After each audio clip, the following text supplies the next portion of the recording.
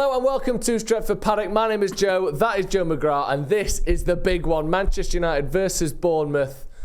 Big game for United here. Huge. 2 wins from our last 3 games to guarantee top 4. First of all, how are you doing, Joe? I'm doing very well, Joe. I think, this is the business end of the season. So there's excitement, there's nerves, there is anxiety about what may or may not happen. But I think we've got it. I generally think we've got it. Yeah, I mean, I'm worried. You see that at the top, crunch time. It is crunch time. United have got Bournemouth away, Chelsea at home, Fulham at home.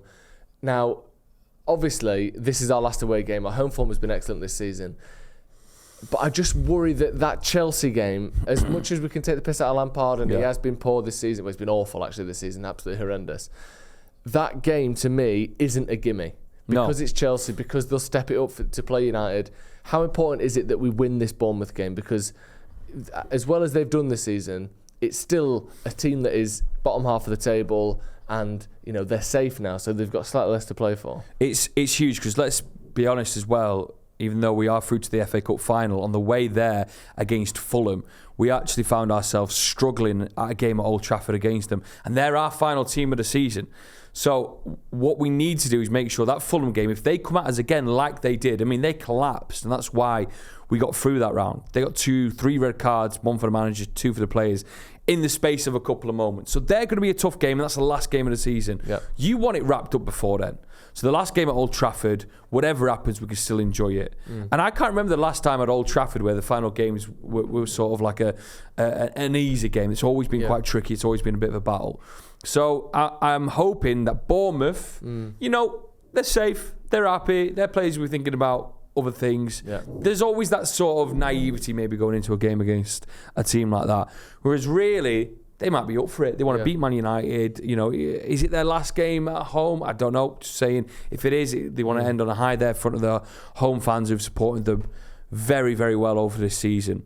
So I think it's going to be tricky. Yeah. But it is crunch time because you can't... Because, I mean, today they announced the Managers of the Year award. Yeah. The nominees, the likes of Eddie Howe, Pep Guardiola, Brighton's manager, Marcus Did Gary Silva. O'Neill get a nomination as well? Gary O'Neill didn't. He didn't make the last 6. But he could arguably have been in there. And you then start to think of Ten Hag and what the job Ten Hag has done. If we fail to get top 4, the Carabao Cup was an amazing day. What a journey. The FA Cup will be what it will be. It's worrying that. But if we fail to get top 4, how will the rest of the Premier League look upon Ten Hag this year? Yeah. But I think if he does get top 4, well, it's happy days. Yeah. Top 4 and a bit of trophy. Bit of a trophy. He got the full one. He got the full thing. I've seen it. He didn't just have a little bit of it. He had loads of it. That's a success. Yeah. If something happens, Joe, when we drop, which I don't think we will, then you're like, well, what is this season? Yeah, it goes from being a definite success to being in this murky area where I think it was a success, but also no Champions League wouldn't be great. Let's move on then. Let's talk about United's away record, because this is United's last away game of the season. As I said before, United's away record has been pretty shoddy this season. Of the total games, we've had 7 wins, 3 draws, 8 losses. So, well under 50% win rate. Also, and I know Bournemouth aren't a top 10 team, but no wins against the top 9, I think it is, so far away from home either, and obviously that's not going to change now. 21 goals for, 33 goals against, a minus 12 away goal difference. Comparison to United's plus 22 home goal difference, where at home it's been 13 wins, 3 draws, 1 loss, literally title challenging form. Does that add an extra element to this game, where United... we're not going to be at our best. Just mathematically, statistically, this is probably going to be a tricky game, isn't it? Yeah, and the one thing you want Ten Hag to really get, you want his attention to be drawn on. Why is this happening? Yeah, I don't know. Because this can't carry on. If we want to be, again, in the mix and hopefully higher next year, being up there with the Premier League title winners, wherever it may be, the away form needs to change. Yeah. So... It's understanding why I think this is happening this year, and hopefully Ten Hag is doing that. But yeah, it is worrying, just getting picked apart as well.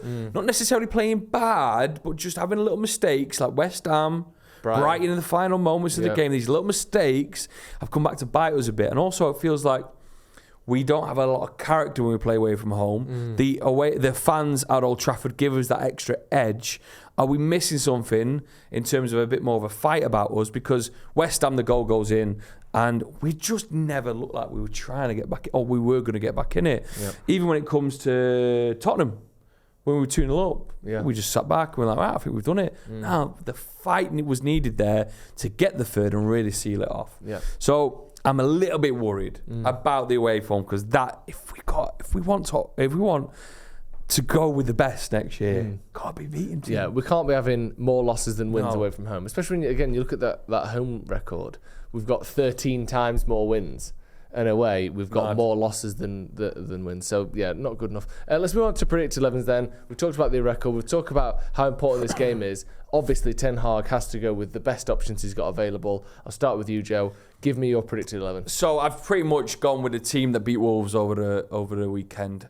I think it's quite solid, and I think this is the foundations of what we'll have to beat Man City in the FA Cup, which I think Ten Hag will have one eye on. You know, he's a manager that's all about legacy, and I remember you educating me a bit on that, Joe, and a watch along when you talk about his past with Ajax. They're all about legacy, and Man United still being the only club in England to win the treble. He'll be thinking about the fact that he could stop it for the other half of Manchester. Obviously, there's an amazing back four there, Varane being a highlight, as you can see, with Shaw being moved out and Wan-Bissaka coming into his own. Yeah. He's grown up a lot this year. Maybe he's not started every game, but I feel like he's matured. It's weird, isn't it? Because at the start of the season, it looked like he was, his career-wise, dead and buried. So the midfield, and this is the best possible midfielder, though I can say, as a United fan, I've not felt that they've reached the form of their sort of golden period of say, like after Christmas. Yeah. Casemiro, Bruno, and Eriksen. Yeah. I think Eriksen looks a little bit off, just a tiny bit off, but he can grow into coming back from injury. And you know what he's like. He's a little bit more of a mature player. He's aging a bit, but I think we can get the best out of him if they keep playing together. So that's how I'd like to see the midfield three there. Bruno, if there is any hope in us, breaking down defences, for me, it is Bruno. It's his eye for an amazing pass. It's his ability to sort of break up defences and find sort of the right movement at the right moment, which then can lead to a goal.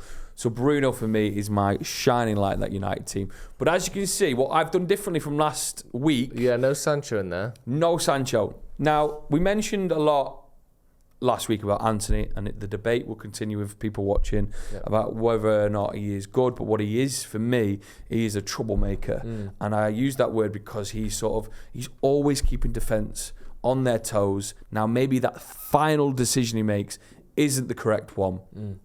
But Sancho, for me, wasn't doing that. And I think Garnacho coming into the team against a Bournemouth defence, who, like we say, there's that cliche line where they may be already thinking about their holidays, just letting an 18-year-old run wild on them for a bit and just trying to really disrupt them is possibly the way we break down a Bournemouth defence. So that's the way I do it. Also, as well, with Sancho being sort of dropped in a way, you test his mentality. Does he want to fight for his place? So when he comes on, maybe after 60 minutes, does he step up a bit? That's the only thing I can. That's the only way I was going. Martial down the middle, because that's the best we've got at a minute. Because Rashford is still. Well, see, on that, I've gone maybe slightly early, but I think there's a chance we see Rashford start. So here's my team. It is exactly the same, except I've gone with Rashford over Garnacho. I think there's a chance. Back in training this week, and that was earlier in the week. When was that? Tuesday, Wednesday. So obviously it's not long until Saturday. But he's not been out for long. He's only missed one game. So it's not as though he's had a long injury he's coming back from. We've seen in the past with Rashford, often he comes back in training, 2 days later he's starting. Bruno's a similar way, where he has these knocks against Brighton. He looked like he was fucked. Then he started the next game with that ankle. Yeah. So I know it's maybe pushing it a little bit, but I think if Rashford is remotely fit, like you said, something needs to change on that left-hand side, and I think it will be him. If not, I agree with you, Garnacho's being the one. Your team there is the team that at the minute I can only think can beat Man City. Yeah. I can't. I don't think there's anyone else who's going to surprise us. I think that, for me, is the best possible team we've got right now, with the way injuries are and with the way form is, that could probably beat Man City. Yeah. Let's move on and look a bit at the opposition then. Bournemouth, again, exceeded almost everyone's expectation, myself included. I thought they'd get relegated. I think everyone thought they'd get relegated. They're now safe. I think they were safe with 3 games to go. Last 5 results, 2 wins, 3 losses. They're a team that's capable of grinding out a win, but at the same time, they're 14th. Do you know what I mean? Yes, they've done well by their standards, but this isn't a top team. This is a decent team. I think Solanke's been their best player, 6 goals, 7 assists, which is pretty good. But again, they haven't got anyone that is really, like a Brentford with Ivan Toney in there, or a Mitrovic how he had been at Fulham. Like, they don't have an absolute star, but they've got a lot of players on 4s and 5s and 6s where they've stayed up because it's a squad that is working effectively together, a happy team, and everyone's chipping in. No real standout star. Surely, with all that being said, let's get to our score predictions. How do you see this one going? I think it's got a lot of... I think it may be mirrored slightly to the game over the weekend against Wolves, where there will be a bit of to and fro at the start, but I believe we've got the quality to maybe nick a goal in the first half. I do think they'll have a fight back, and the second half will be a different story. But I think overall we'll win 2-1. Because I see us getting a little bit of momentum in the first half, getting a goal with equality. They have a little fight back. Yeah, they might get it to a 1-0, but then something will hopefully, a substitution here or there.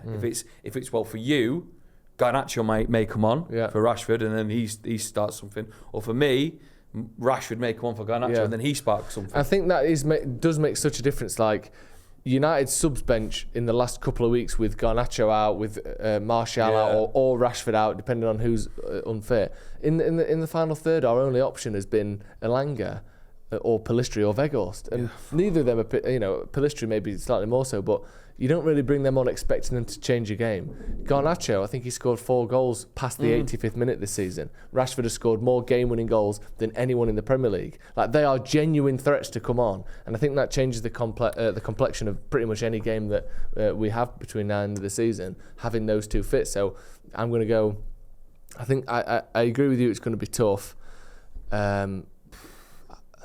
I'll go 3-1 United. Hopefully we'll get a couple of goals in that first half. The other interesting player that we've not really talked about that just briefly is I wonder what's happening with Fred at the minute. Does he get a little spell later on in the second half? Maybe he's quite good at calming things down a bit, or just being quite energetic and getting the ball and fighting back a little bit. I thought he was brilliant the other week again. I can't remember who it was now, where he was excellent when he came on, in comparison to the Tottenham game where he was terrible. But yeah, sometimes he comes in and just goes, right, we're pinning you back, we're ending this game on a high, full energy, full intensity, helping us out, and hopefully, maybe he can come on in the second half and help cement a win. Thank you very much, Joe. Thank you very much. Get your score predictions in at home, and also, I mean, this isn't a phone, but imagine it is. Send us a video of yourself giving us a score prediction before the game to paddockmatchday@gmail.com. Just 30 seconds, straight to camera. I think it will be this score, and here is why. Send it to paddockmatchday@gmail.com, and you'll be featured on the watch-along before the game. This watch-along as well will have me, we'll have Jay Moy and Adam McCullough as well, bringing you every single minute of the game, so make sure you check that out. Thank you, Joe McGrath, for coming on. Thank you, everyone. Make sure you check out the Sloppy Joe's podcast with B and Joe. Link to that is in the description. Thank you for joining us at home, and we'll see you in a bit.